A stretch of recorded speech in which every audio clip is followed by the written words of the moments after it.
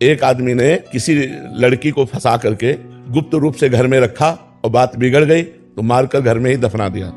और इतनी सफाई से कार्य किया कि किसी उस क्षेत्र की लड़की नहीं थी तो किसी को पता नहीं चला। 10 वर्ष व्यतीत हो गए। सामने स्वर्णकार का मकान था तो कुछ राजकीय कर्मचारी उसके यहाँ आया करते थे, स्वर्णकार के यहाँ, और वो ऐसा नंबर 2 का काम करता था। तो उनको पता चला तो कुछ फीस वो देता रहा। अब धीरे धीरे खान पान रात्रि भर वहीं रुकना, तो उनको पता चल गया कि तिजोरी कहाँ है, पैसा कहाँ है। सब रात्रि में स्वर्णकार को मार डाला राजकीय कर्मचारियों ने, और उनका सब सामान लेकर बाग से लेकर निकल रहे थे। तो वो आदमी लघु शंका के लिए निकला जो 10 वर्ष पहले केस कर चुका था और कुछ नहीं, कोई नहीं जान पाया। वो निकला, उन्होंने देखा तो उनका कुछ करके आ रहे हो आप लोग, घबराए दिखाई दे, बाग से कहाँ से लेके आ रहे हो?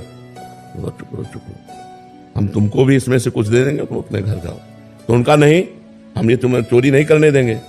तो उसने कहा हम चोरी नहीं किया, हम उसको मार के भी आ रहे हैं, अगर तुम्हें चैन से जीना है तो इसमें कुछ हिस्सा ले लो और जाओ। तो उसने कहा बिल्कुल नहीं ले सकते, हल्ला मचा रहे हैं। बोले मचाओ हल्ला। उसने हल्ला मचा दिया तो उसने उसको पकड़ लिया, हल्ला मचाने वाले को, और कहा अब भाग के कहाँ जाएगा? 10-20 लोग आ गए, बोले इसने स्वर्णकार को मारकर देखो, ये बॉक्स लेकर के जा रहा था, हम पकड़ा रहे तो हल्ला मचा। पूरा का पूरा केस उसके ऊपर डाल दिया।